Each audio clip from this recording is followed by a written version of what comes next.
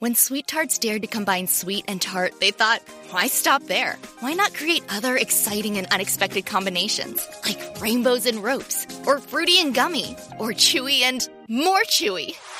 That's why they created fun treats like Sweet Tarts Twisted Rainbow Ropes, Gummies Fruity Splits, and Chewy Fusions. When you dare to combine, it's sure to blow your mind. Sweet Tarts, dare to combine. Visit sweettartscandy.com to shop now. Don't you love it when things are both easier and more affordable? Like when the rain washes your car for you. Or like when you save up to 10% by bundling your renters and auto insurance with USAA. Bundle with USAA and start saving. Get a quote today. When it comes to towing, seeing is believing. That's why Chevy Truck's advanced camera technology offers up to 8 available cameras for 14 unique views, so you can focus on the view that really matters. Chevrolet, together let's drive. Learn more about Chevy Trucks at Chevy.com. Safety or driver assistance features are no substitute for the driver's responsibility to operate the vehicle in a safe manner. Read the Vehicle Owner's Manual for important feature limitations and information. Welcome back to another exciting edition of the Pointless Exercise Podcast. It's time to remember this crap with Mike Donahue. And tonight, Mike, we are going to remember crap about America's team. And by that, Big of course, star. I mean the San Diego Chargers. Wait, no, they're not a thing anymore. The Dallas Cowboys. True. Before we record, I was just thinking, like, what can we, like? How do you summarize it? They have like this Yankees vibe without having the absolute historic success of the Yankees. I guess that's my take. That's my elevator pitch. They are through thick and thin. Let's just say that, and I thought of this too. If you were born after 1998. Almost a quarter century ago, you would act based on the fact that the Bears have just merely been in a Super Bowl. You would rank the Bears. They would be one of the teams that would be less laughable than the Cowboys. Yeah. However, Cowboys have a couple of different epochs before then, and they just sort of have always had that brand that seems to have been there since the beginning, frankly, that attracts them. People like even in Chicago that grew up 20 years, like, different, ethnic backgrounds, races. You find Cowboys fans everywhere. It's kind of bizarre. I don't know what to chalk it up to. And it doesn't matter. You could grow up in a big city or a suburb or a little farm town like me, and there was always, every one of us had one douchebag friend who, for no reason, was a Cowboys fan. And now there are just more of them. Yeah, and now they're Cowboys, and they haven't won Yankees, anything. Lakers, Duke basketball fans. Yeah, that's right. Even though the Patriots and frankly the Steelers, and frankly if you go back 25 years, that's a quarter century. Like the Ravens are a better franchise. None of that matters. I mean, I've talked about this before. Like, I never got to pick the teams I rooted for. That was not a thing. Same. I inherited it all. I was a Cub fan because my dad was a Cub fan. I was a Bear fan because my dad was a Bears fan. I was a Bulls fan. Dad wasn't much of an NBA fan, but they were. The Bulls. Chicago's team that you were going to root for them. Mm-hmm. Notre Dame. Yeah, the only time I ever got to pick a team was when I decided, kind of like this English Premier League football. I get to pick any team that I want. Who'd you pick? I chose poorly. I chose Arsenal. I chose them right after their run of dominance ended. They haven't won the Premier League. I've been a fan of theirs for 17 years now. Serves you right for sort of starting off as a front runner. Oh, but I picked them for the worst reason. So the writer Nick Hornby had written a book called Fever Pitch.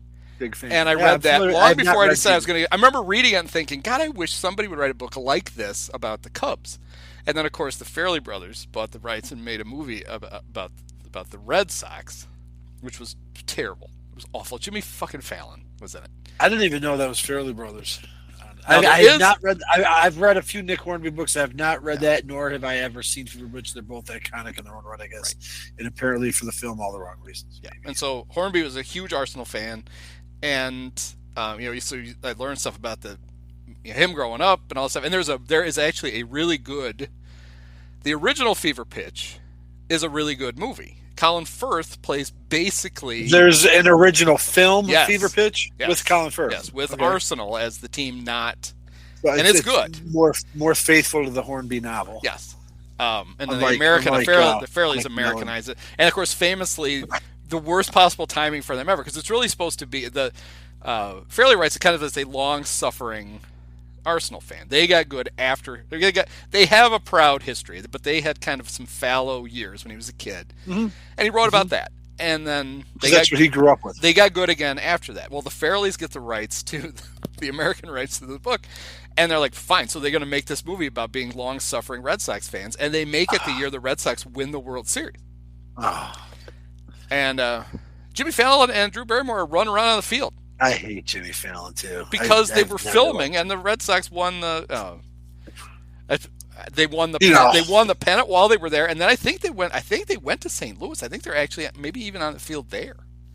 It's awful, but anyway. Yeah, and it's nice that they beat the Cardinals that year, but the weird point I want to make though is that even though I chose, I could have been a complete douchebag and be like, I like Manchester United. Right. Of course now they're bad, but I'm actually kind of glad I picked the way I did because it fits. This is more me. Arsenal kind of being DNA, teasing you and like pulling the rug out from under you, and so I'm like, okay. I guess what it says to me is that had I not been assigned my teams, I would have probably ended up with them all anyway. Yeah, it's destiny. Left to my own devices, I would have somehow wandered into, I think I'll just be a Cubs fan. Why not? Yeah, I think there's some truth to that. Your two favorite, it also has so happens each of your favorite sports in the sphere of baseball and football, and I just think, because you're like, well, you're Chicago fans. The Bulls make up for a lot, but there's a calculus to how important all the sports are. And the other thing is, nobody's guaranteed a fucking dynasty. So at least we've won one in every sport.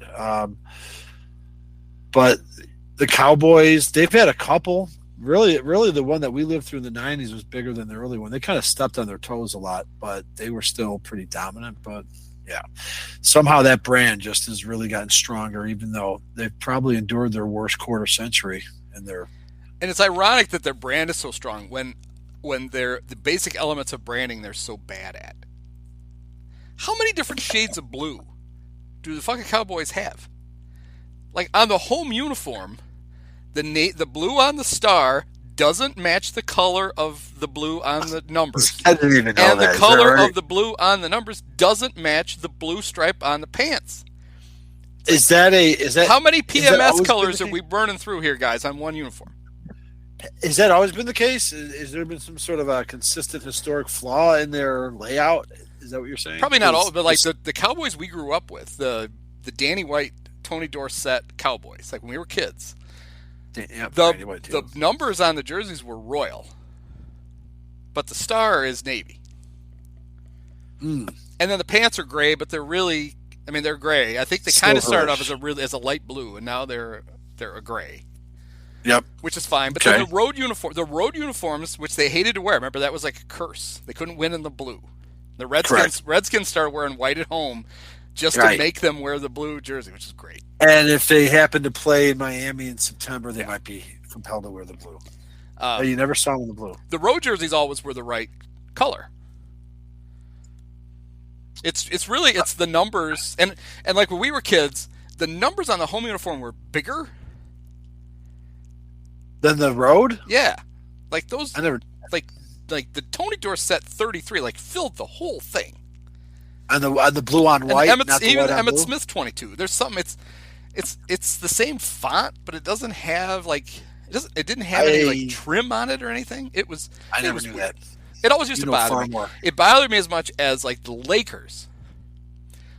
Are you purple and gold or are you navy blue and gold? Because when I was a kid, I could have sworn they were purple, but I think they just washed the blue uniforms so much that they looked purple, or they just couldn't decide on a color.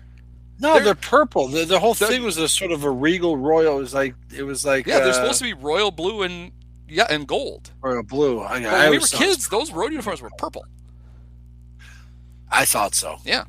Look at some basketball cards. Look at some images. Maybe bluish. Jack Kent Cook was too cheap to keep buying new uniforms.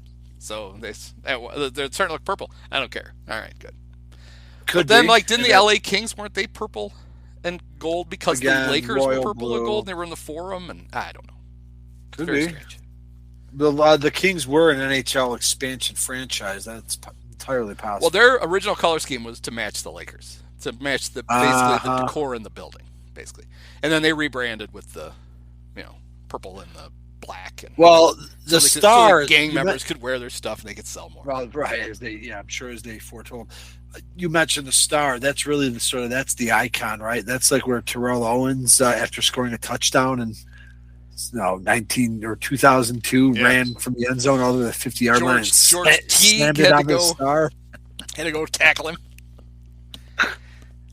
The Dallas Cowboys, definitely a land of contrast. No, they definitely, I think they compel a reaction out of more people, it seems, than a lot of other NFL teams. So, and they're like the first expansion team ever. 1960. The NFL is, these North American sports leagues, and it was really just baseball and football. None of them expanded like in the 30s and the 40s and 50s. They were suppressing certain segments of the population, but baseball eventually allowed cities to move. I'm not so sure. Football, though, just only grew because these other weird, barely breathing rival leagues would sort of come and go, like the AFC we talked about last week, which brought over the Browns and 49ers and Colts in 1950. The NFL was always sort of at heart these Rust Belt company teams that somehow managed to survive, but they were largely extant from about the mid to late 20s. They contracted some teams, but they largely forged ahead and just would purge teams from these other weird random leagues. Yeah, the Browns coming over from the All-American Football the AAFC, the Browns, like I said, the Browns, Colts, and 49ers all came over. There might have been one or two more, but they didn't really grow. And then I think you're the one that pointed this out last year when we were remembering some historical crap that, the AFL was the most legitimate. AFC was nothing compared to the AFL. AFL was coming onto the scene. Lamar Hunt was planning on putting a team in Dallas. And the NFL was a little late to the game, was finally slowly planning on bringing two new teams in for the first time ever, Minnesota and Dallas, that they were going to bring in 1961, and they pushed up the schedule by a year to bring the Cowboys in 1960. Now, they were the only. Didn't they actually play a year in Dallas? Weren't they the Texans? I think that's it. And then they moved to Kansas City. Lamar. Yes, they made some sort of agreement for the first, at least the first three Bulls championships. Mm-hmm. Lamar Hunt owned a bigger percentage of the Bulls than Jerry Reinsdorf. A fact that we've mentioned before, but yeah, that's absolutely true. Lamar Hunt, founder of the AFL, right? Whose name is on the AFL champion for the conference game where opposite George Halas for the NFC. And then they went winless, and they were like most expansion teams. The Mets were, shared the shitty baseball. That's how it was back then. And their quarterback was this tiny Eddie LeBaron, who actually was diminutive, but put up some pretty good numbers. He might rank ahead of, Jay Cutler's all-time Bears passing mark if you combine his years with the 49ers. But he was kind of a beloved fan favorite. But really, their first matinee idol quarterback was Don Meredith, and they kind of brought Meredith along after a couple of years of Eddie LeBaron. Within a short order, the Cowboys, with their first coach, Tom Landry, became a legit NFL team, and within 5 or 6 years. And interestingly enough, the Vikings would follow a couple of years behind them. But before you knew it, the Bears took advantage those first couple times they played. I have up there all time. I know it's not good for the Bears, but in short order, than I thought it was. The Cowboys. if you're looking, the Bears whooped them in 60 and 62, and then I hope they enjoyed it because between 60, they didn't meet every year, but really for the next 15, 20 years, the Bears, the proud historic Bears franchise would regularly be put in their place by Tom Landry. The Bears lost every game they played with the Cowboys from 1973 until 1984. They didn't win. They didn't beat the Cowboys. 85, yes. Well, I mean, they lost that 84 game. They didn't beat the Cowboys until the 44 to the infamous Correct. 44 to nothing drubbing. Which we will get to. Let's build it up, though. I mean, go back there. It is kind of funny. It's kind of a crossroads. We're up in 1960. Of course, now the Bears, even then, by Hallis' standards, are relatively starved for a lot of their golden era. They've gone, in 1960, they've won one title in 15 years. They're still competitive every year, though. But in short order, after 63, they did win a title in 63, of course, but it would then just turn to dust for 20 years. And at that point, the Cowboys just became the team. And the Bears were irrelevant, right, when the Cowboys were ascending. And then I don't think there would be any memorable games. They're all before our time, but I'm just going to have to bring up when the Bears finally resurrected the ashes of they went the longest period of their history without achieving any postseason success or whatnot. Even before the 1933 championship game, the Bears were always first, second, or third. But between 63 and 77, it's the longest drought in history. The Bears returned to the playoffs, and of course, by that point, Tom Landry and Roger Staubach and the 18-year-old Dallas Cowboys.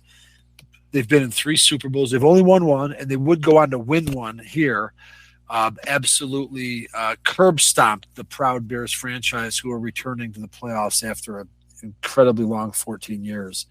And that game, by the way, kids, if you want to watch it, and I did last year, it's before my time too, 77 season.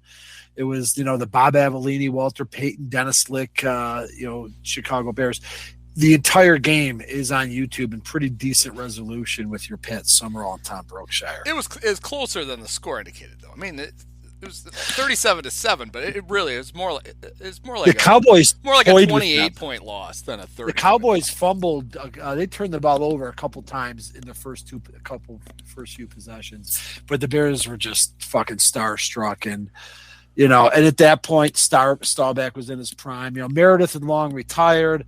There was a period of time where they also had, some older fans might recall, Craig Morton, who ironically would be the opposing quarterback against the Cowboys in what would be Super Bowl, I guess, 20 or 16 or 17. But Morton was the initial successor to Meredith while Roger Staubach was on a ship around the world. Staubach was older than Morton, but when Staubach's a Heisman Trophy winner out of Navy in 62, I think, comes back in 69 or 68.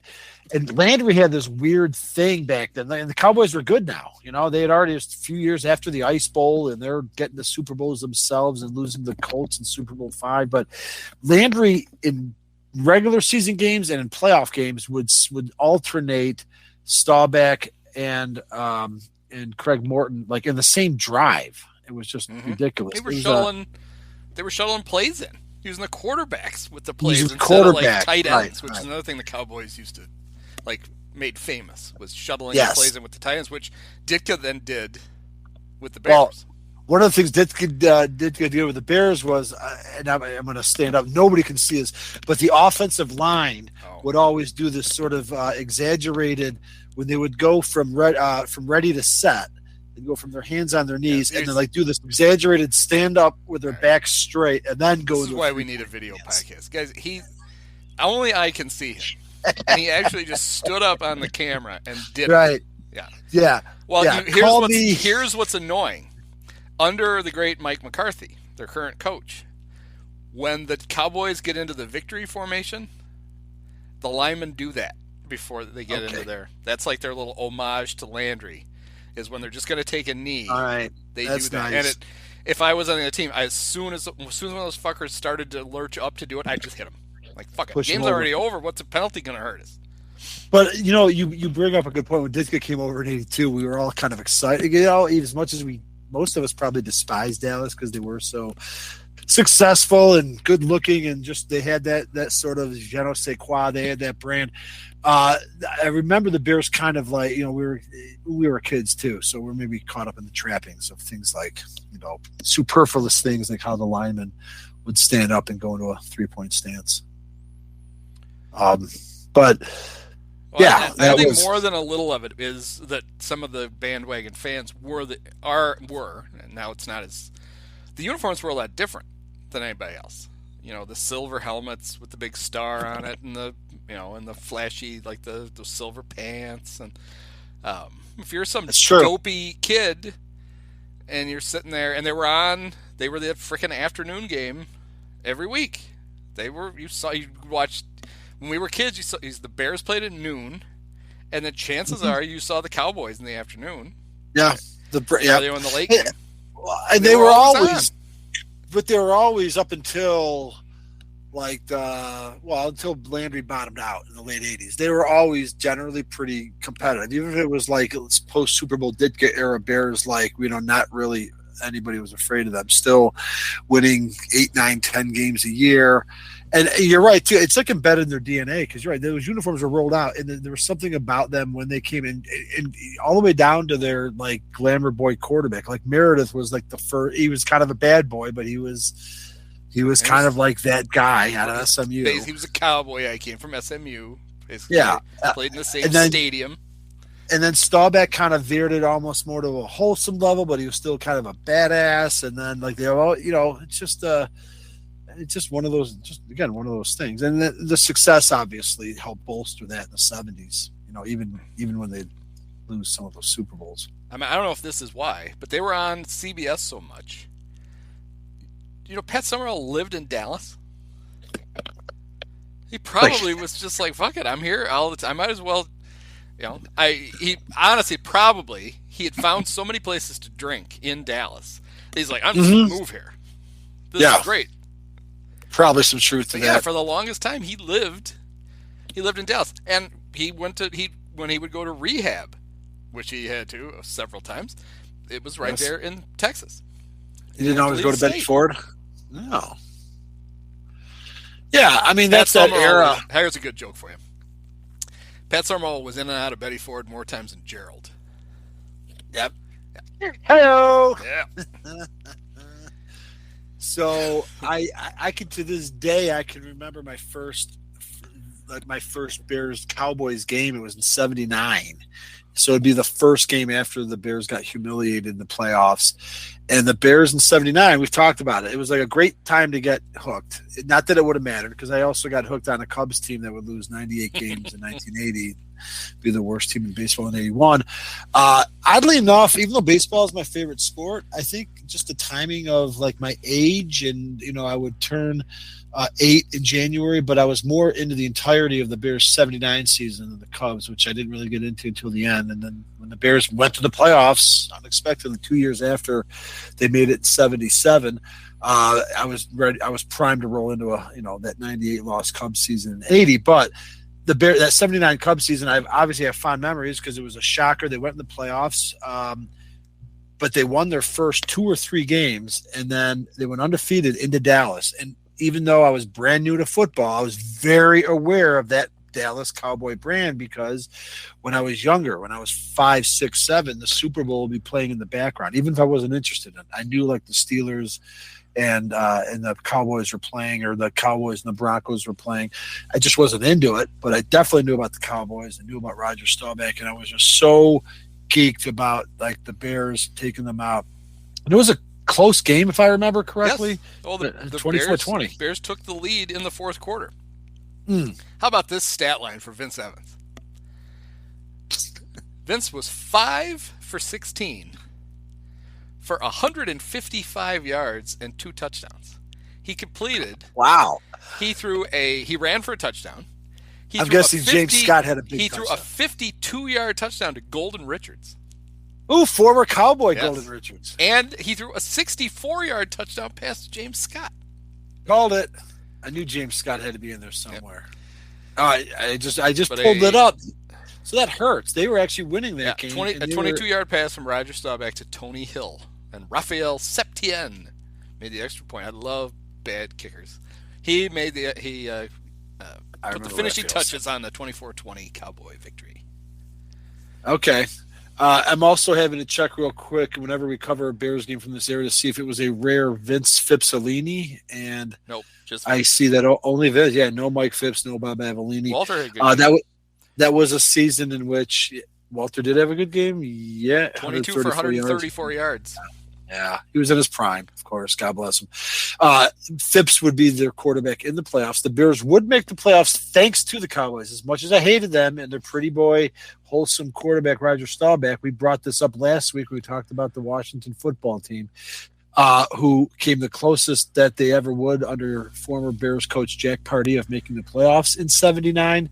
And the Bears needed a whole Rube Goldberg series of events to even have a chance, one of which was kicking the shit out of the Cardinals 42-6, but the other point differential came in, right? And it came down to the last game of the season. And really, I don't think Dallas had anything to play for. So thank you, Roger Staubach, for leading what would be one of your final fourth quarter comebacks. Captain Comeback always had something to play for.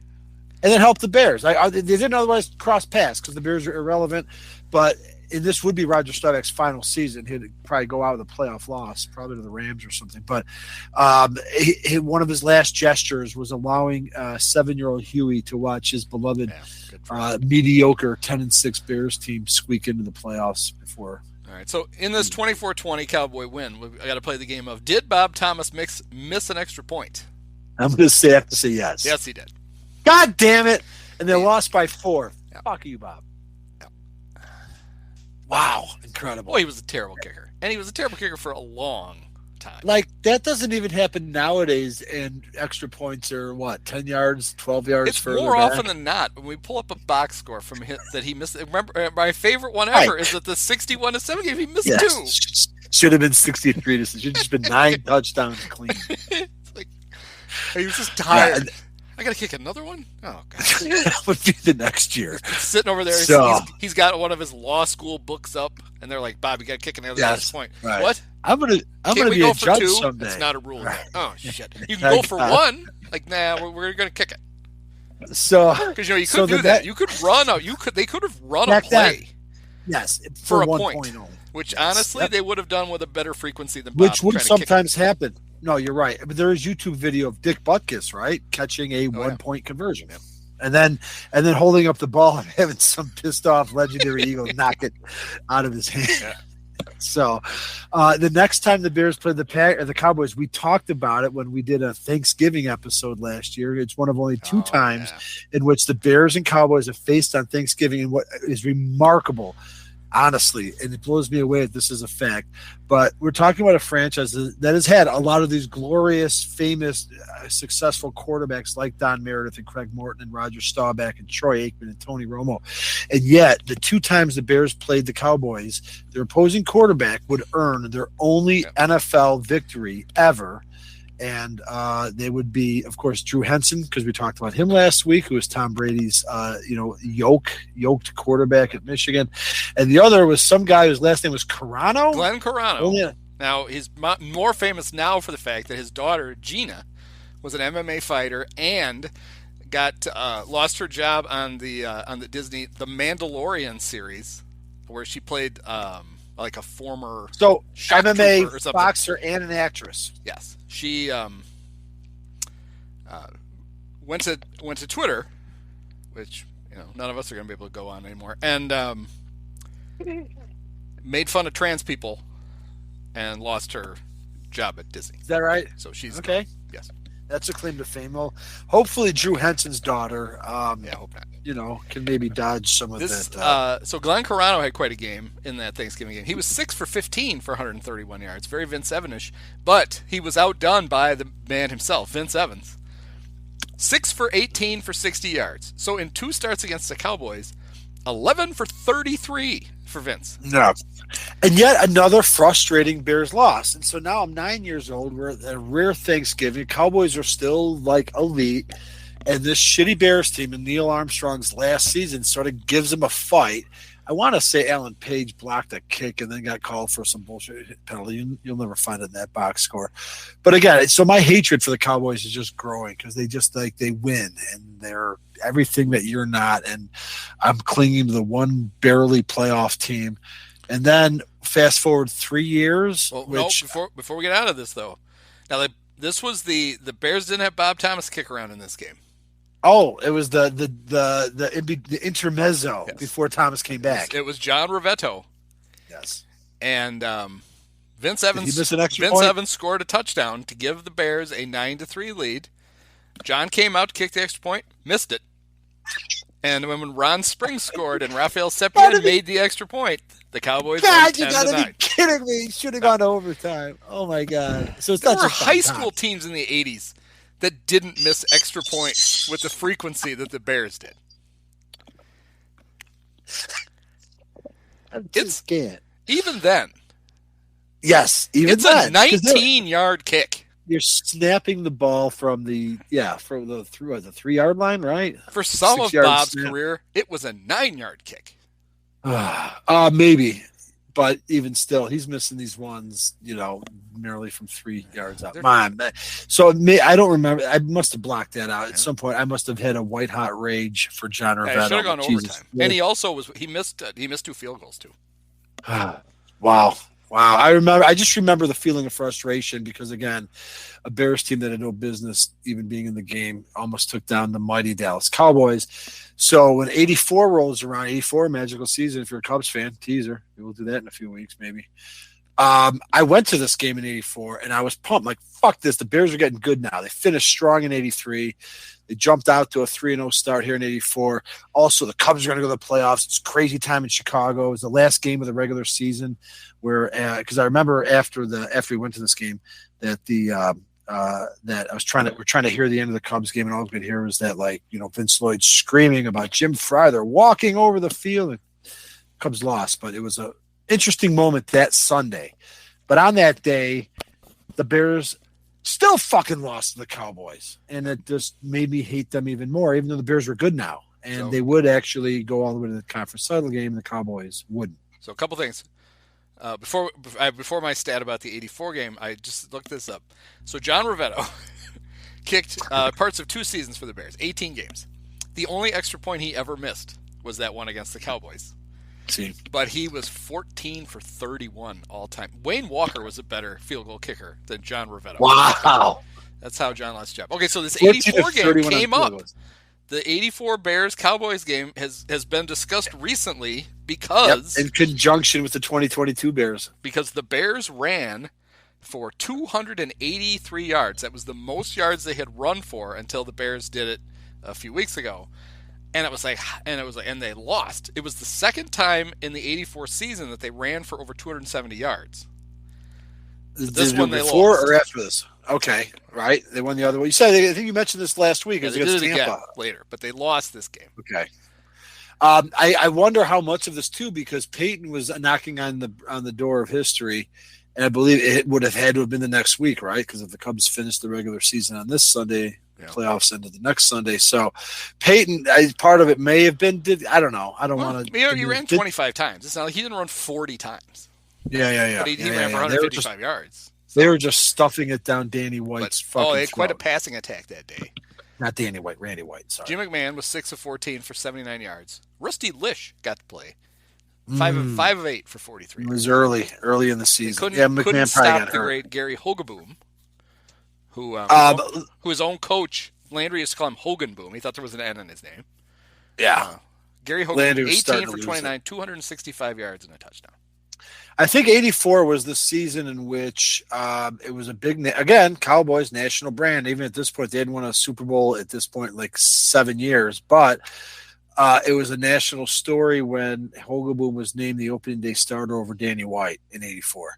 And then he threw had the most completions in Cowboy history or something stupid, but it didn't matter. Danny White sucked. Gary Hogeboom sucked. They were just on fumes for a long while, and it didn't matter. The Bears still lost to him that day in 84, but now Bob Thomas was back for this.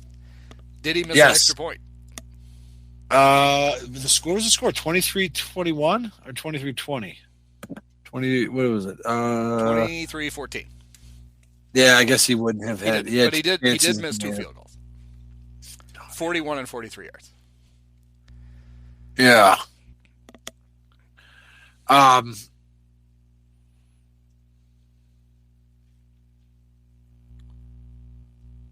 Yeah, it was just weird. Like you couldn't beat the Cowboys even when you had a good team. When is it going to change, Andy? When is it going to change? Of course, they're never going to do it. The Bears would go on, of course, to start to reach heights that we had never seen, and then 85. We've talked about it. But when did 85 really turn a corner? Because we talked. Let's put it in context here, right? Especially since we're talking about the Cowboys. Week 1, 85. The Bears have a chip on their shoulder. Didn't Ditka say I want this team to put a chip on their shoulder? We've discussed ad nauseum how 84 they exceeded their expectations, but it was still a disappointment because the 49ers were just better. And they said bring your offense next year. And the opening day, the defense gives up 28 points in the first half. The Bears still have an offense, so they pull away. They beat the Patriots in week 2. Jim McMahon goes nuts in week 3. But even in that game, the defense is just kind of lounging around until they get serious in the second half. They play the Redskins. They fall down 10-0. They come back. So they're winning games, but they're a little bit uneven. But they're winning them pretty handily. And then they reach a point, and it's kind of just building to this. Whenever I don't know what the buildup is before the Dallas game. But, man, you want to just see a fucking juggernaut that sort of when all the cycles are starting to sort of work in the same motion, it's about the time that the Bears are started when they went to San Francisco. They won that game 26-10 because they had barely beaten Tampa the week before. And for the second time, and we broke this game down, the Wayne Walker game. Then they go home to play the Packers on Monday night, 23-7. Packers have a 7-0 lead, and then the Bears. All right, that's enough. Mm-hmm. Right. They beat the Vikings for the second time that season, 27-9. I was at that game. Sacked Tommy Kramer 11 times, I believe. They had a close game in Green Bay. Fridge caught the game winner. Teaser. We might break this game down if we're up for it in December. 16-10. But then they went and actually, this wasn't the game. They played Detroit, but this was in Chicago. So this was not the one where Wilbur Marshall killed. Nope, that was the regular season. This was a game in which both Matt Suhey and Walter. Right, that was the week 16. This was a game in which both Matt Suhey and Walter Payton rushed for 100 yards. But 24-3, the Bears won there. Mm-hmm. The Bears had basically stopped giving up points, and so they're 10-0, and they are headed to Dallas to play a late afternoon game against a Cowboys team that they have not a franchise they have not beaten since, what was it, 1971, I believe. 14 years. Bears are 10-0. The Cowboys are 7-3. So it's not like they're going in against a bad Cowboys team. Nope. Cowboys would go to the playoffs, would win their division, I believe. And the Bears do not have Jim McMahon. Steve Fuller is their quarterback. Gary Hogeboom got the start for the Cowboys. We forget that because we don't think of Gary Hogeboom when we think about one of the first plays that you're about to discuss. This is going to be the first quarter when Richard Dent has a 1-yard interception return for a touchdown. His second pick of the year, but it's first for a touchdown. But the Bears they're only up 7-0 in the first quarter. And then in the second, Kevin Butler kicks a field goal. L.A. Mike Richardson has a 36-yard interception return for a touchdown. So the defense has scored 14 points before halftime. And then Steve Fuller scores. And so the Bears are up 24-0 at the half. Right. I don't remember the timeline. However, Hogeboom started. The Bears knocked him out of the game. Right? I thought Danny White was the one that threw the interception that Dent. Oh, you have to be right. Yeah, White. I guess Hogeboom was listed first here just because he threw more passes. That's right. Danny White started. Got sacked 4 times. The Bears sacked him. He broke his wrist. Didn't know it, but he knew he hurt his hand. Yet another casualty. Hogeboom came in. The Bears knocked Hogeboom out of the game. Danny White had to come back in and play the rest of the game with a broken wrist. It's just like Mark Wilson the year before coming in. Oh, my God. It's just torturous.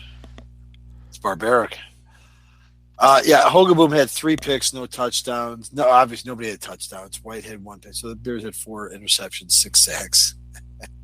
Wait, how many total yards did Dallas have? It was just, I mean, all right, so I hope we set the stage because we've just gone over how for both of us, we've never seen the Bears even literally, even if we could be conscious 1-year-olds, it didn't happen since 1971. Bears had never beaten the Cowboys.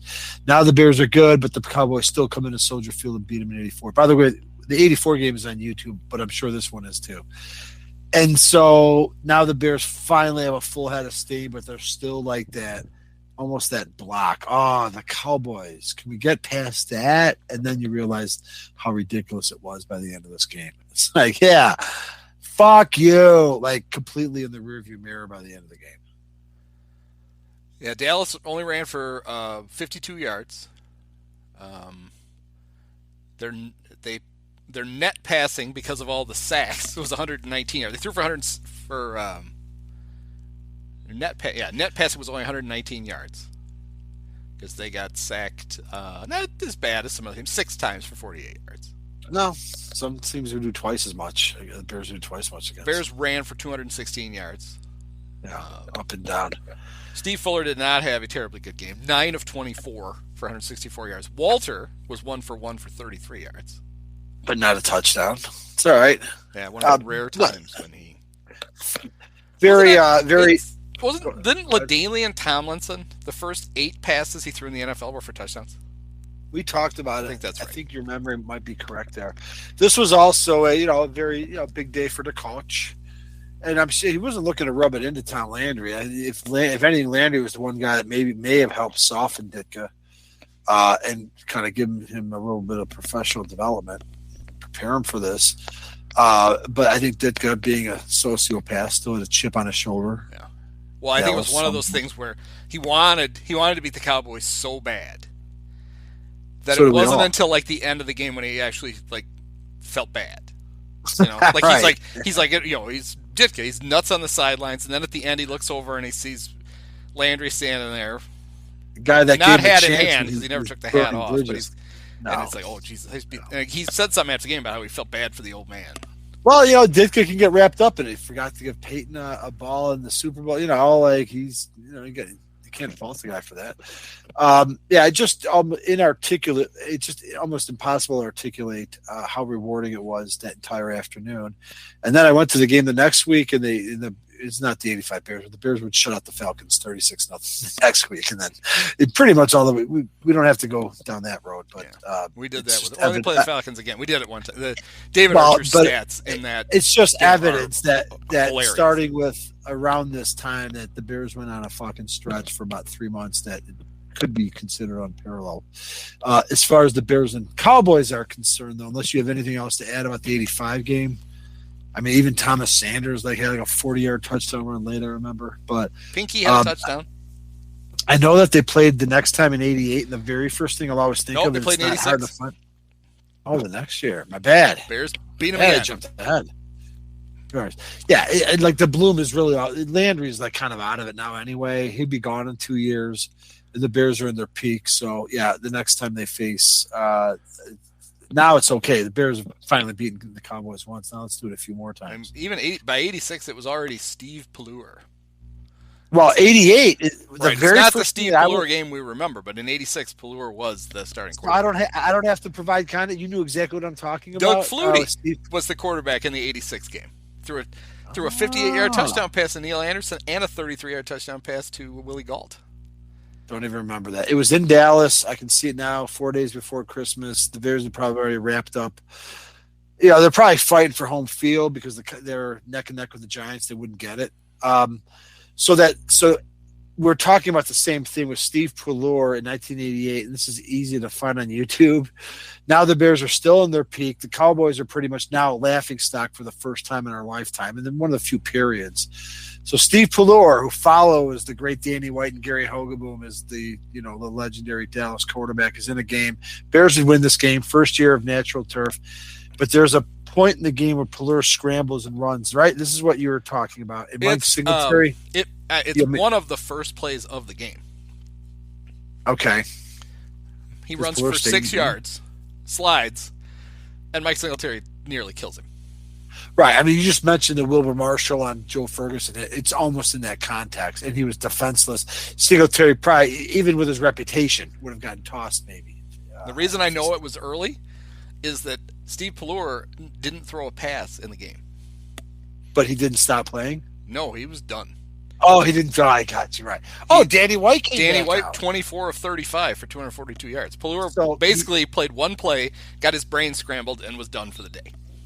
Well, that's it. That's the story then. I didn't remember it quite like that. That even makes it better. Or, the leading rusher for the Cowboys that day, Herschel Walker. Also, also having your brain scrambled, but that's different.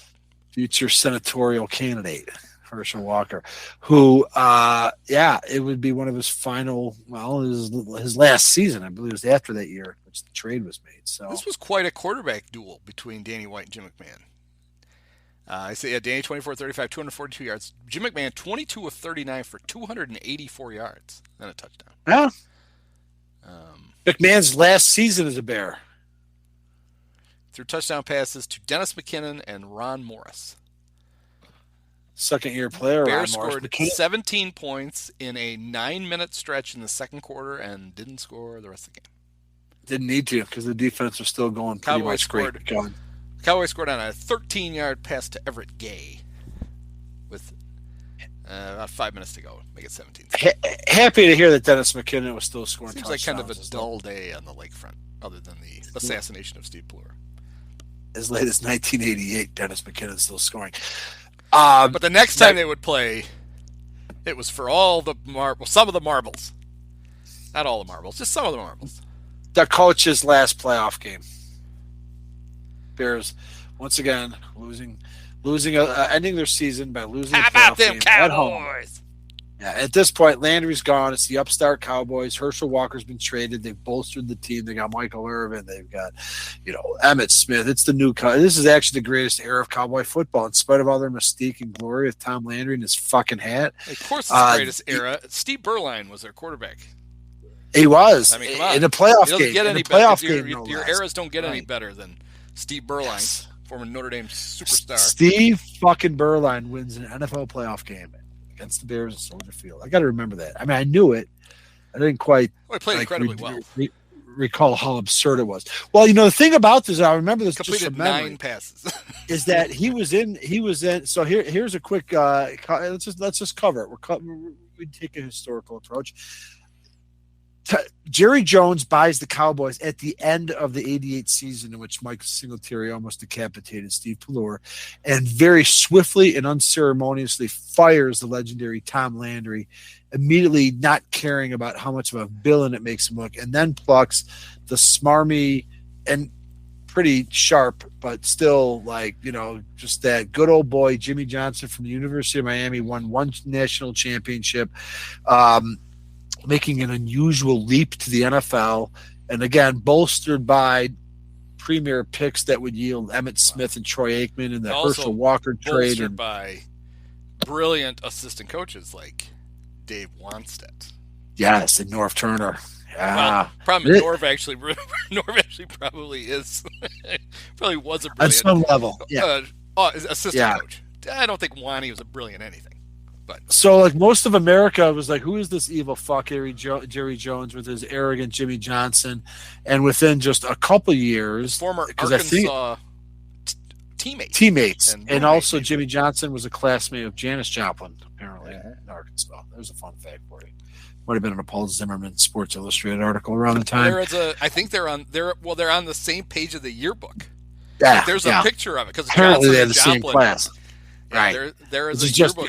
They're both. You couldn't find a more contrasting view, but I want to say that Landry's Cowboys in '88 maybe went 1-15. I mean, they suffered an ignominy which they had never. Landry never experienced. He was their only coach for 29 seasons, and then so it probably had to be done. But the coldness with which Jones did it sort of got people's attention. But it was quickly forgotten because 2 years after, you can verify. I think they were 1-15 in Landry's last season. They weren't much better in '89. Or maybe it was after '89. I should probably look that up rather than just talking out of my ass. I think it was after '89, right? Because '88 Jimmy was 88. Jimmy lost to Lou Holtz, and then in 89 they won. Or was that Dennis Erickson by then? No, that was Dennis Erickson. All right, so I Jimmy's guess it would have pound been in 89. Yeah, because the 89 Cowboys, the 1-15 89 Cowboys were Jimmy's. Oh, that's what it was. Perfect. And they did they did the thing that they basically did what the Bears are doing, which is they just got rid of everybody. Well, but here's the thing: the Flus is so much of a better coach than Jimmy Johnson that he's coaxing wins out of his team. Well, what happened in 1990 is that in 1990, the Cowboys were unexpectedly in contention late in the season, and Aikman was hurt, a young quarterback, only in the second or third season, and they had to rely on Babe Laufenberg, I want to say, in Week 16. I want to say that if the 1990 Cowboys had they won their last game, they would have snuck into the playoffs. And like Jimmy Johnson was so fucking pissed at the incompetence of Babe Laufenberg that he, I guess, convinced himself to settle for Steve Berline. So yeah, the next year Aikman gets hurt again, and Berline gets him in the playoffs. But Aikman was like, they were ready to go to Aikman, but because the Bears didn't offer much of a defense in the playoff game at Soldier Field, Berline took them all the way through. And then the next week, a very historic moment, Lions fans.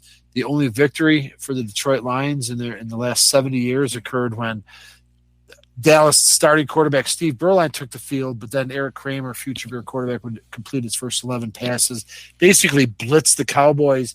Berline couldn't do anything about it, and Johnson desperately I'm pretty sure he brought Aikman into that playoff game to take their fat out of the fire, but they couldn't. The Lions would go to their only conference title game in the modern era. But Dallas was really set up. They were definitely ascending. And then 3 out of the next 4 seasons, they would win Super Bowls. So that's their golden era right there. Yeah, it involved the Bears a little bit. Berline was 7 of 13 in the game against the Lions for 91 yards, and Troy was 11 for 16 for 114. So clearly he came in and started slinging. And didn't matter. The Cowboys didn't score a touchdown in the game. No, and that's the only Lions playoff game, so that's historical. Well, you can't beat Wayne Fonts. So. Mm-mm. Yeah, it was a passing of the guard for the Bears, of course, because Ditka would be gone a year later, and then we would wander the desert, but we didn't know it at the time. And then the Cowboys. I'm going to have to point this out because I know that I'm looking at it now. 92, I can see it. Bears lose to the eventual. No, it's still Ditka. Dallas's defensive coordinator, Steve Young. Oh yeah, I guess it is. They lose to the Cowboys 2 days after Christmas. And all I can tell you about this game is that this would be the only Chicago Bears start for Will Fuhrer. Yes, and Will was the Fuhrer was they weren't exactly hailing him. 9 of 23 for 89 yards and 3 interceptions. I'm only pissed because he played like the number on his shirt. Number 2, he was 2 or 4. Number 2. He was 2. He was 2, right? P.T. Willis was 4. Will Fuhrer was 2. I thought Willis was 10, but we could do this all day. Right, he was 10. I will say too that I'm going to stick with Will Fuhrer being 2. I looked at my phone earlier because I knew Will Fuhrer's name. I knew it would come up. Less than a year ago, I was at a tavern in my neighborhood, First Place Sports, and honestly, I took a picture and I must have deleted it. It is just a black and white like football, like a portrait of a lot of people. It's a sports bar over there in Algonquin, Huntington, but there's an actual black and white frame photograph of Will Fuhrer in First Place Sports. Why wouldn't there be? A mile from my house. Next time I'm there, I'll take a picture in case you don't believe me. I'm surprised the Bears didn't mount a more competitive effort in this game, considering here were their leading rushers. Neil Anderson, 3 carries for 17 yards. Mark Green, 3 carries for 11 yards. Brad Muster, 2 for 5. Darren Lewis, 7 for -5. That's it. Nobody ran the ball more than 7 to. Well, Darren Lewis got 7 carries and he lost 5 yards. Well, that that would have been Mike Ditka's last game as a coach, right? Yeah, this is it. 5 and 11. So they're checked out, and the Cowboys are going on the way to the Super Bowl. So pretty dark times there. So then we got to wait till 96. Opening day. I was at this one. Oh, we thought the pieces were in place. Yep, they were. The Cowboys I already said the Cowboys. So the last time the Bears play the Cowboys, they are on their way to winning 3 out of 4 Super Bowls, which is, historic. And the very next time they face is right after they've won that 3rd Super Bowl. But the Bears, with fourth-year coach Dave Watson, the former Cowboy defensive coordinator, already with a road playoff win under his belt, and a frustrating near miss of the playoffs the year before. It's okay, it's just a speed bump. We signed Brian Cox.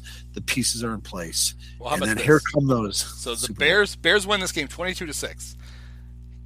All 22 points were scored by these 3 players: Raymond, the ultra-back Harris. Yep. Brian Cox recovered a fumble in the end zone. He did. And Carlos Huerta. Oh, yeah, it's the other thing. And do you know who threw the touchdown pass to Raymond? It was not Eric Kramer? It was Curtis Conway. Oh, One thing, I did not Curtis remember could that. really throw. Like, to the point where at some point there were years he was the best passer on the team. Kind of like Walter was. Well, he was still a Bear with Rick Meyer, so I would say so. I did not remember that. I just 3 Bears threw passes.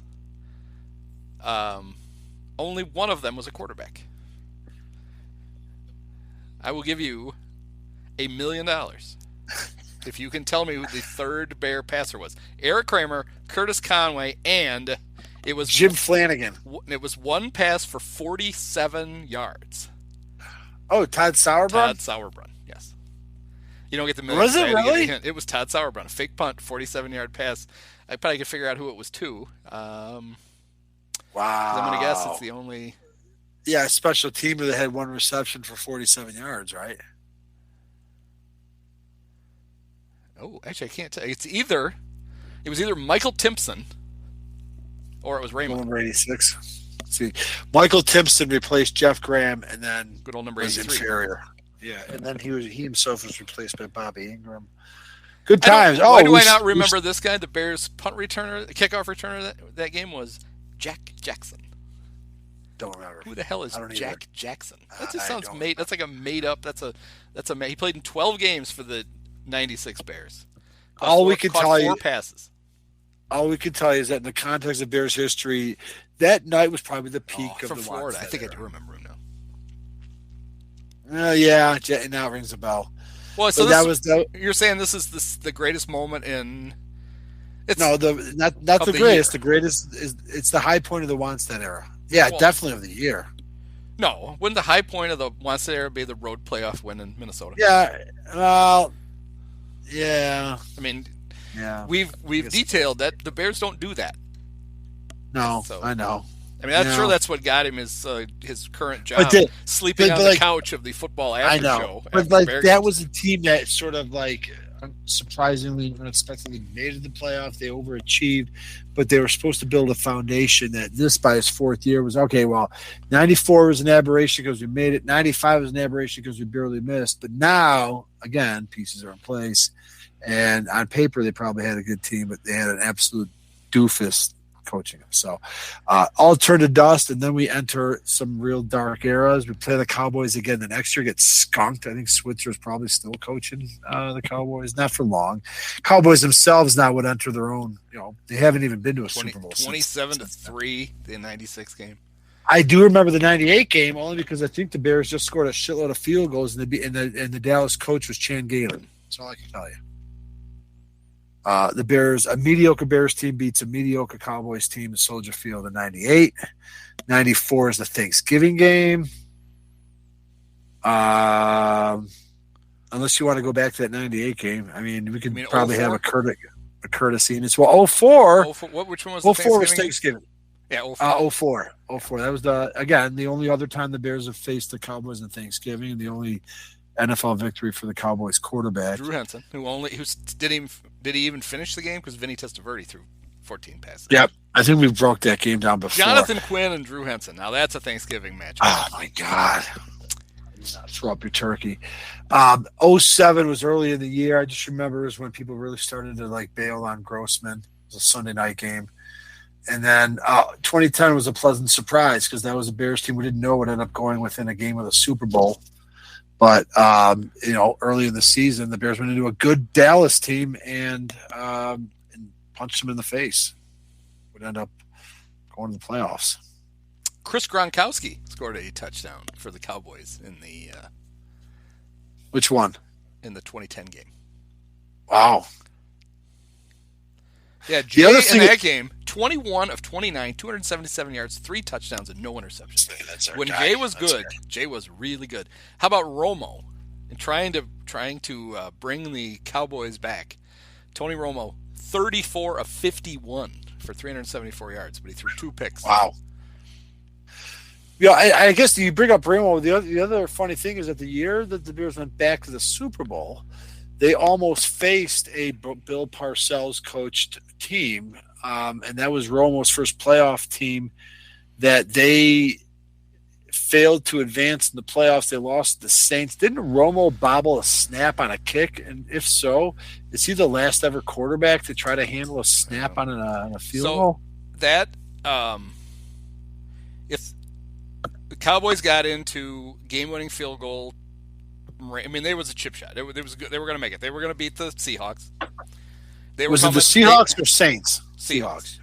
Okay. And they were coming to Chicago. That's who the Bears were going to play. They were going to play the Cowboys. That's what I remember. The Bears were going to play the Cowboys. And it was no sure bet. The Bear fans wanted the Seahawks, but the Seahawks were bad. And Tony just dropped the snap. I mean, it hit him right in the hands, and he dropped it. And he almost ran for a touchdown. He almost did He almost Chester Markle did the Chester Markle, scooped it up, but he kind of stumbled and then he didn't make it. He got tackled short of the goal line, and that allowed the Seahawks to come to town. One of only 2 teams that Lovey could beat in the playoffs. Correct. But it would have been Bill Parcells, Tony Romo, and the Cowboys had Tony held on to that snap. Okay, and the Bears good. Most likely would have lost, and some of we wouldn't have, but we wouldn't have fond memories of Jay. Yeah. Standing there with a twitchy leg that he couldn't walk on, and then just sulking on the sidelines instead of doing the. No. You got to do the 06. No, we're talking 06. We're talking. We wouldn't have seen like Daniel Manning getting burned in the backfield and Rex just throwing it. That was. This is 10. When Romo bobbled the snap. No, it wasn't. It was 6. I'm telling you. No, we feared no Cowboys in 06. Right. 10. So we knew they weren't that good. No, but 06 the Bears beat 06 the Bears beat the Seahawks in overtime. The year they went to the Super Bowl. So we're not talking they still could have lost the Cowboys. No, you I'm telling you that it was 06 when Romo bobbled the snap.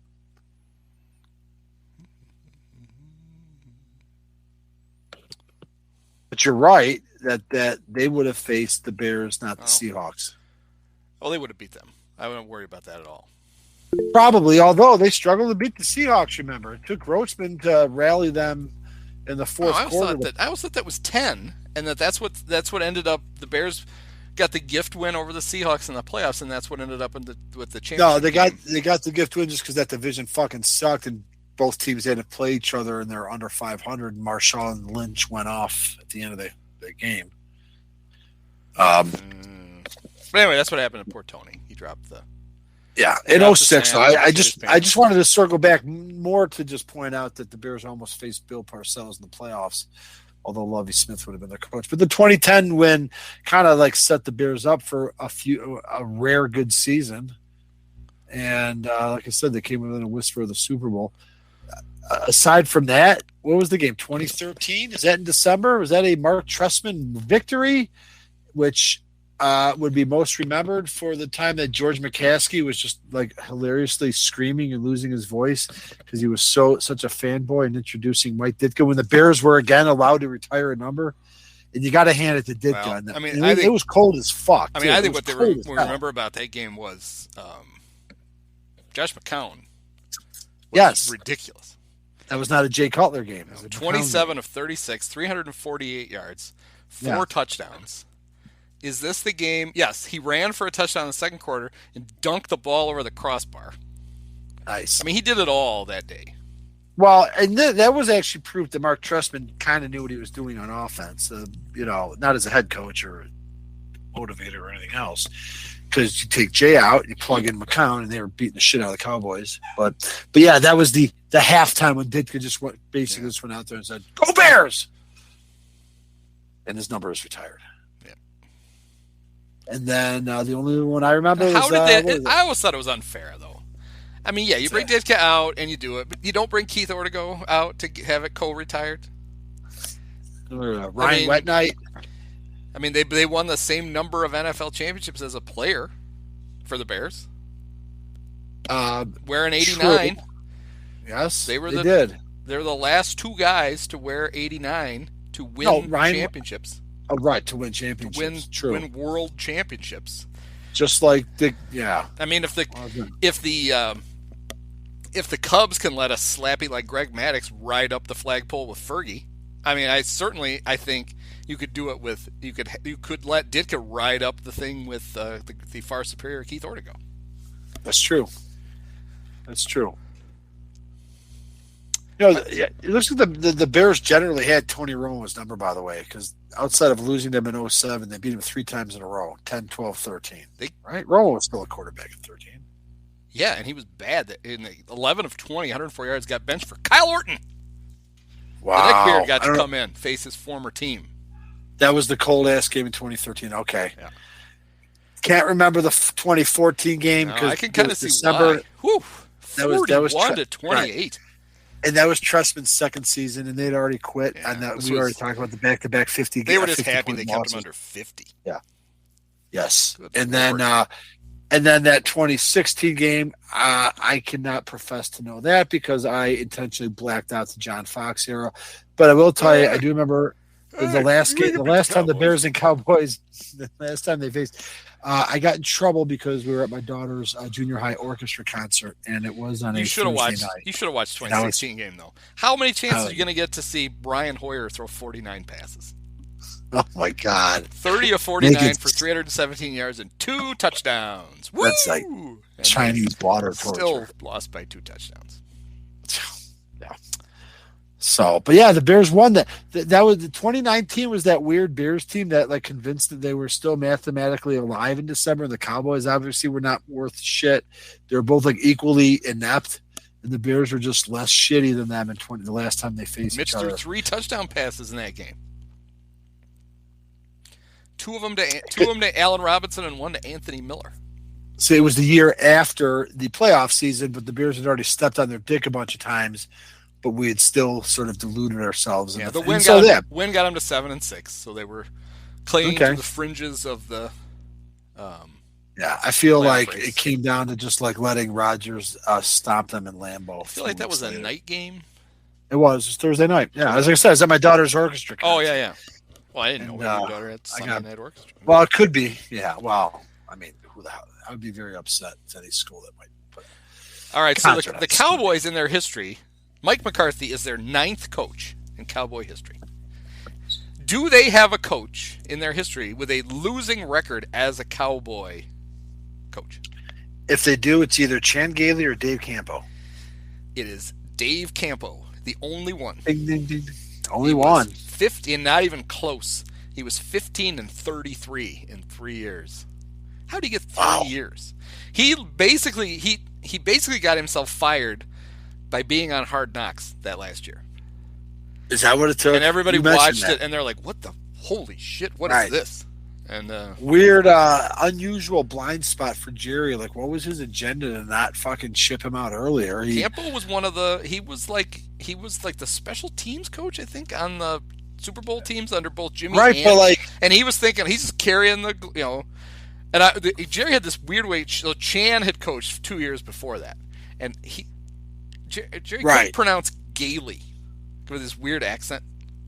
It just always came out weird, like Chan Gailey. Like who? Nice. Chan Gailey? You mean Chan? You're saying Chan Gailey? Yeah, whatever. All right.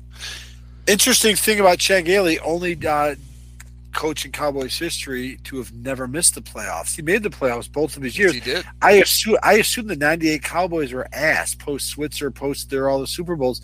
That shitty Bears team that lost like their first 5 games the year after they lost their first 7.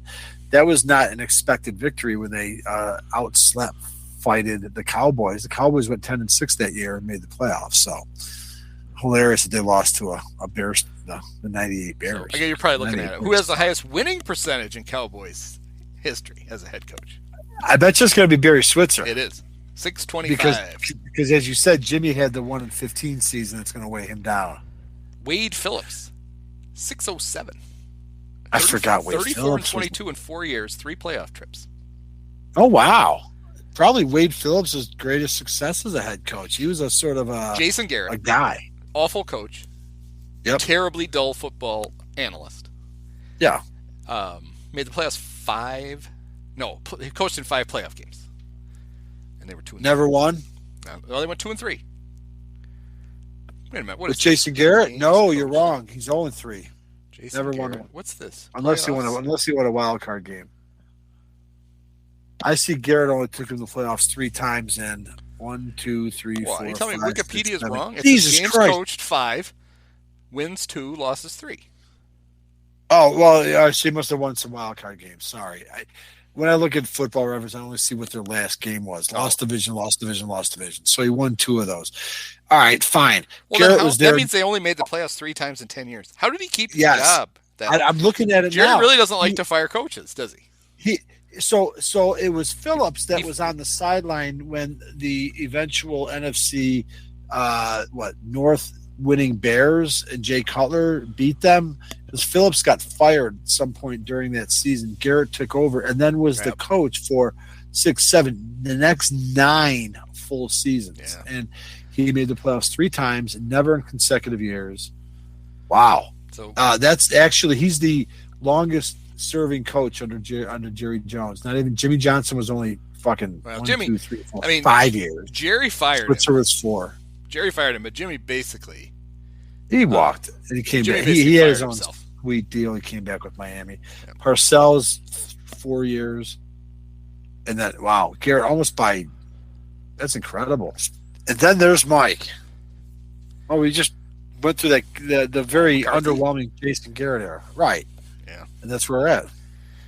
18-15 for the great Mike McCarthy. He's been in the playoffs once, when famously they ran the ball and slid in the middle of the field and couldn't kill the clock and kick a field goal. And he looked very confused, like normal. But he'll probably be back. They've got a pretty good team. They could very well be the second best team in the NFC. Behind the Eagles right now.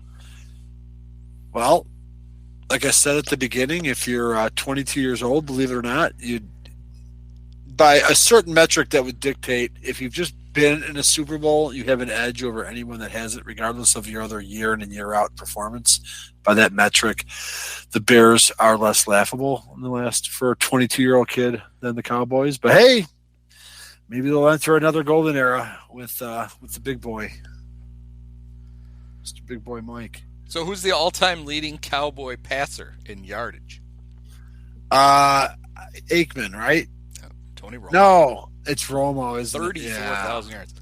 Yeah, Tony's back failed on him, but Troy's brain went out before that. Plus, they didn't throw as much with Troy. Right. Remember about Aikman? Because we were all like prime. We were in our prime as fantasy football players. I know nobody wants to hear about your fantasy team, but fact is, Troy Aikman was famously underrated in fantasy football drafts in the late 90s because the Cowboys didn't fucking, they had a real football team. Yeah. Steve Young will get you numbers. I don't know who else from that era would. Aikman was a great quarterback, MVP Hall of Famer, but did not actually produce huge individual numbers. Well, and we know who their all-time leading rusher is because he's the all-time leading rusher in NFL history. Right. Yeah. And I'm only going to say it doesn't matter because sweetness is undisputed otherwise. I always hated Tony Dorsett because he came along after Peyton, seemed to be a little bit more of a pretty boy. And just the fact that he was on that Cadillac, high-flying, successful, silver, well-branded football team that wiped the Bears' nose in front of Peyton. I never probably got over that. But as far as Emmett goes, I feel like Barry Sanders should hold that crown. Barry basically let Emmett have it. It just brings you back to the fact that if you play for the Lions, you will even give up great personal glory if it means at the expense of having to play another day for the Lions, because they have a history of people just retiring in their prime. Like we went through that. We ran off the list of youngest Hall of Famers, and there's two very prominent Lions in it. And there's two very prominent Bears in it, but that's because their careers were cut short with injury. The Lions just said, fuck it. And even one of their few successful head coaches, Bobby Ross, kind of did the same thing. Yeah, so people just like to quit there. And their all-time leading receiver, do you know who that is? Michael Irvin? Nope. Drew Pearson? No, because Staubach didn't. I looked up Staubach. He would not even be the Bears all-time league. Both Cutler and Luckman barely edge out Roger Staubach. But no, receiver. You said not Irvin, not Pearson. Tony Hill. Christ, I don't know. You're not gonna guess it. Jason Witten. 12,977 yards. 12,000 yards for Jason Witten. Did he come out of retirement to do that? Well, he retired, came back, and then he extended. I wonder. Okay, I mean that's a lot of yards. I mean, granted, Johnny Morris only has 5,000. He averaged over 10 yards a catch. Because it's 1,200 catches for almost 13,000 yards. 72 touchdowns. Yeah, it's the franchise that also had Jay Novacek. Wasn't he a pretty good tight end? Yes, he was. So he was on the Super Bowl. Witten is obviously a Hall of Famer. He will be, or he is pretty now? Huge numbers. He's not yet. He just played finally retired recently. 2 years ago. He played a year for the Raiders. Right. Came back, played one more year for the Cowboys after his terrible Monday Night Football experience, and then played 1 year for the Raiders. That's right. And then finally That's retired. what it is. That's what it is. So he's not eligible for 3 more years. He's reset the clock on his Hall of Fame, but he's certainly racked up the counting stats. And if you're the fucking Cowboys all-time leading receiver, that's certainly going to count for something. Yeah. He didn't add much to him in his year he came back. No. Well, he had a pretty good year. 63 catches for 529 yards. That's more than any Bear team the Bears is going to get this year, or ever, maybe. For a tight end, I'm sure we've had a few that have eclipsed that, but certainly not after the age of 38. Landry's got to be their all-time winningest coach, right? So Jason Garrett is their second longest tenured coach after Tom Landry. Then is that where he fits in? I guess it has to be, right? It's not hard to figure out. We already ran through it. They're the only two coaches who've coached 10 or more years. Landry coached 28, and Garrett coached 10. Garrett technically is like 9.5. Again, he did 9 full seasons, but he replaced Wade Phillips in the 2010. The other coaches in history: Jimmy Johnson 5 years, Barry Switzer 4, Chan Gailey 2, Dave Campo 3, Bill Purcells, as Jerry always called him, 4, Wade Phillips 4, 3.5, and Mike McCarthy is on year 3. Wow! So for the franchise that had the epitome of stability, I almost wonder if that's why he kept hanging on to Garrett. It's like, okay, we were changing coaches too much. We're just going to ride this ginger dumbass as far as we can, and then he's finally like, all right, fuck it. He's got to go. God, he sacrificed a whole decade there. Yeah, he won 85 games in 10.5 years. So you're right. Like, good enough. Like, he never would bottom out enough to get fired. You're right. But also, you watch the games, you're like, this guy's a dope. Right. Yeah, you think if a younger Jones who may not have hired, it's easy for Jones, a younger, brasher Jones, to come in and fucking hire an iconic legend. And then he's older and there's a guy he's hired and suddenly maybe he's more insecure. And then he watches this guy finish third, second, first. Woo! He came in first in 2014 and they don't go to the championship game. Fourth, first, second, first. So Garrett had all 3 of his playoff appearances were his 3 first place finishes, and they were all they were Steve Traxel like every other year. Yeah, and then the McCarthy hire, completely uninspiring. But he's not a bad football coach. Yeah. So, wow, whatever. The whole deal, Jerry. He's got that stadium, and he's got it so that the punters aren't kicking the scoreboard anymore, and. Maybe one of these days he'll win another Super Bowl. Maybe. Fuck Dallas. Yeah, that's all I got. I mean, I don't really remember much about the Bill Purcell's era. I don't either. They got pretty good, right, by the end, I think. I forgot that he had coached them, and I'm like, oh my God, because we talked about Parcells last week. He got surpassed by Belichick, and he himself sort of seemed to further degrade himself. He wins 2 Super Bowls with the Giants, and then he struggles to bring another team back there where he loses, and then he comes out a third time and can't even, with all the resources, bring Jerry Jones's team to a title game. He just, kind of chipped away at his legacy every time he kept coming back. I forgot about the Jets teams. Sorry. Parcells had 4 stops. That was in between New England and Dallas. He did actually do some decent work for the Jets, but he wasn't there very long. But he really was, I would think, kind of a disappointment with all that hype. Well, Bill with the Cowboys, 10-6, then 6-10, then 9-7, and 9-7. Yeah, and I bet you if you Google for stories, it was a huge media event that. Oh yeah. There was, because Parcells was a legend. The guys, he won two different teams to a Super Bowl. He won 2. Jones was only 8 years removed from his 3rd Super Bowl, and that went pretty flat. It only lasted 4 years. Those 2 egos aren't going to last that long if they're not winning. So, all right. Well, that's all I got on the Cowboys. Yeah, I got nothing else.